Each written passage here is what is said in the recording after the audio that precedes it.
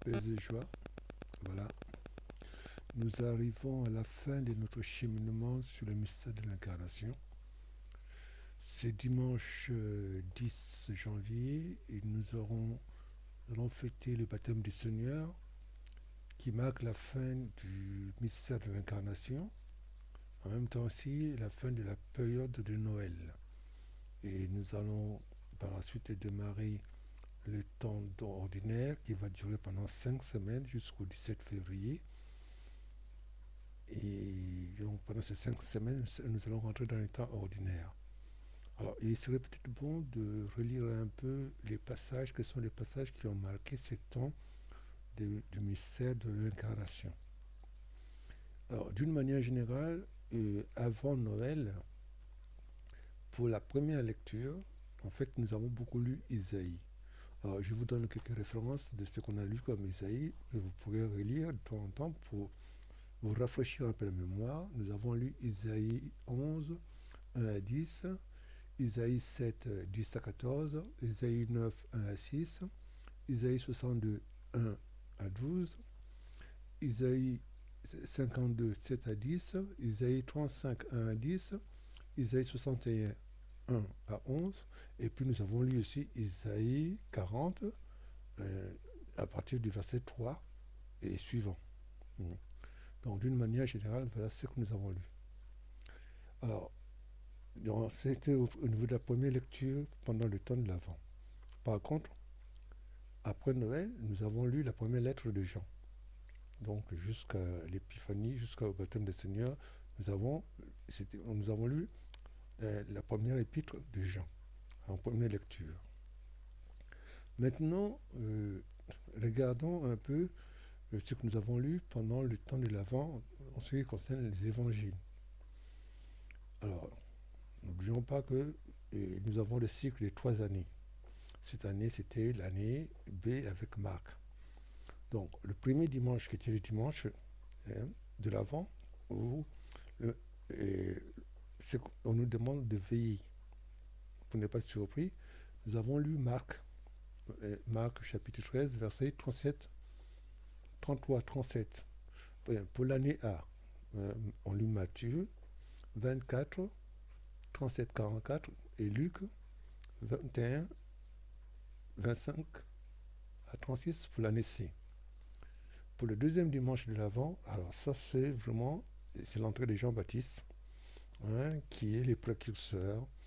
Et d'ailleurs, vous pouvez lire Isaïe 40, 31 et suivant, et Malachie chapitre 3, verset 1. Donc il présente déjà Jean-Baptiste qui va arriver comme précurseur, qui va annoncer la conversion. Donc, pour l'année B, nous avons lu Marc chapitre 1, verset 1 à 8, et l'équivalent pour l'année A, ce sera Matthieu chapitre 3, de 1 à 12, et l'année C, Luc chapitre 3, 1 à 6. Ensuite, pour le troisième dimanche de l'Avent, nous lisons, pour l'année B, nous lisons Jean chapitre 1, verset 6 à 28, pour Marc. Et pour l'année A, nous lisons Matthieu 11, de 2 à 11. Et dans Luc, nous lisons Luc 3, de 10 à 18. D'ailleurs, à ce niveau-là, on voit que pour le chapitre, pour l'année A, on parle plutôt du témoignage de Jésus par rapport à Jean-Baptiste. Et dans l'année B, l'année C, on parle du témoignage de Jean-Baptiste par rapport à Jésus. Que ce soit dans Jean ou dans Luc, où Jean dit que voici l'agneau de Dieu, et il n'est pas digne de défaire les sandales de celui qui vient, c'est lui qui va baptiser par l'Esprit Saint. D'ailleurs, ce dimanche-là, on appelle ça aussi le dimanche de Gaudette, c'est le dimanche de la joie. Et le dernier dimanche de l'Avent, justement, pour l'année A, et pour cette année B, nous avons lu Luc 1, de 20 à 38, qui est l'Annonciation. L'ange Gabriel qui va parler à Marie de l'arrivée du Sauveur. Dans l'équivalent pour l'année A, on les lit chez Matthieu. Mais là, c'est l'apparition de l'ange à Joseph. Comme Joseph voulait répudier Marie, et l'ange lui a dit, t'inquiète pas, cet enfant vient du Saint-Esprit, il sera le sauveur du monde. Et pour l'ADC, on va lire Luc, chapitre 1, verset 39 à 45, on parle de la visitation hein, de Marie à sa cousine Élisabeth. Voilà les textes qui sont pour les 4 dimanches hein, de l'Avent. Ensuite, pour les messes de Noël, nous avons vu qu'il y avait 4 messes de Noël. Alors, pour la veille, la messe de la veille, en fait, le chapitre, on va chez Matthieu et on lit Matthieu chapitre 1, verset 1 à 25, qui nous parle de la généalogie de Jésus. Alors, on remarquera justement, pendant tous ces temps de Noël, dans l'Antiquité en général, les textes qu'on prend, c'est toujours entre Luc chapitre 1 et 2 ou Matthieu chapitre 1 et 2. Parce que, en fait, ce sont les deux seuls évangélistes qui parlent justement de la vie de Jésus, la naissance de Jésus. Marc n'en parle pas. Sauf, il y a aussi Jean qui en parle un tout petit peu dans son prologue, hein, chapitre 1, de verset 1 à 18, qui sera repris pour la messe du jour. Et donc, d'ailleurs, les évangiles qui sont lus à la nuit de Noël, à la veille de Noël, hein, c'est Luc 2, chapitre 1 à 14. À la messe de l'aurore, c'est Luc 2, chapitre 15 à 20. Et à la messe du jour, c'est Jean, chapitre 1, verset 1 à 18. Et ensuite, nous avons, comme nous avons dit, des fêtes mobiles. Nous avons la fête de la Sainte Famille.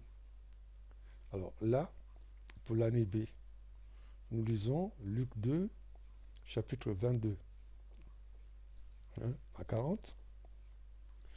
Et pour l'année A, on lit Matthieu 2, chapitre 2, verset 13 à 23, lorsque Jésus et Marie hein, vont en Égypte hein, à cause d'Hérode qui voulait tuer le petit Jésus. Et dans l'année B, on parle de la présentation de Jésus au temple. Et dans l'année C, on parle de Jésus retrouvé qui était perdu à Jérusalem et les parents l'ont retrouvé qui prêchait, qui parlait avec des sages. Donc voilà les 3 évangiles pour les 3 années. Hein. L'année A, c'est Matthieu chapitre 2, versets 13 à 23. L'année B, c'est Luc chapitre 2, versets 22 à 40. Hein, c'est la présentation de Jésus au temple avec Siméon, Zacharie, ainsi de suite. Et l'année C, on a Luc chapitre 2, versets 41 à 52.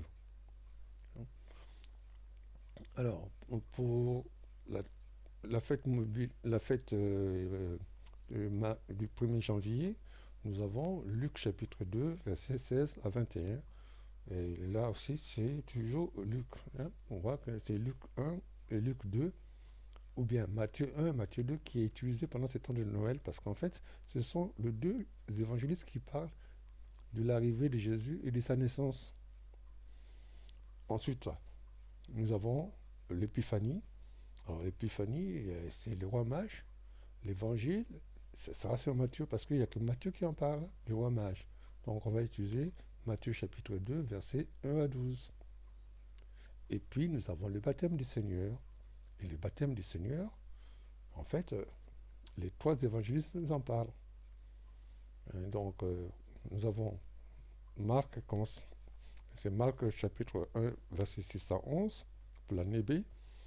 L'année A, on a Matthieu chapitre 3, verset 13 à 17, et Luc chapitre 3, verset 15 à 22.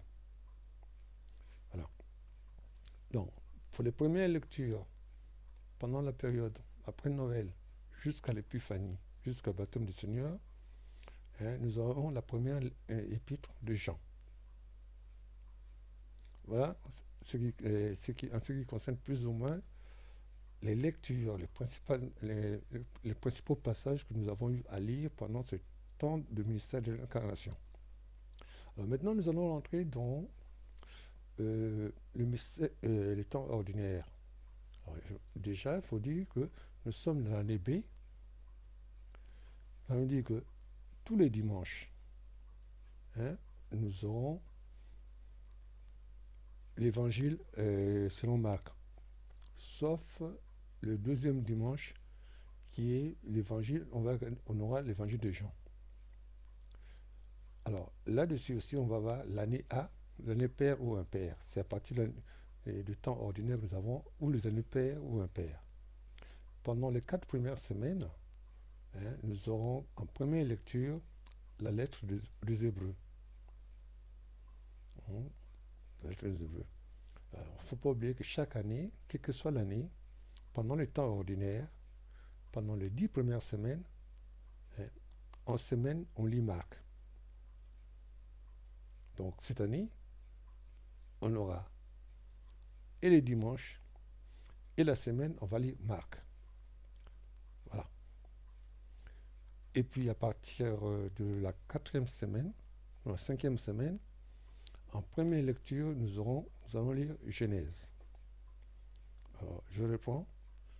Pendant les 4 premières semaines du temps ordinaire, le jour de semaine, nous aurons en première lecture la lettre aux Hébreux.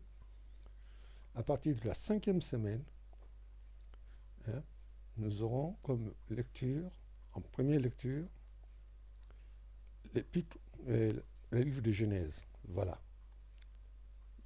Que Dieu soit béni. Merci. Que Dieu vous bénisse. À bientôt. Alléluia.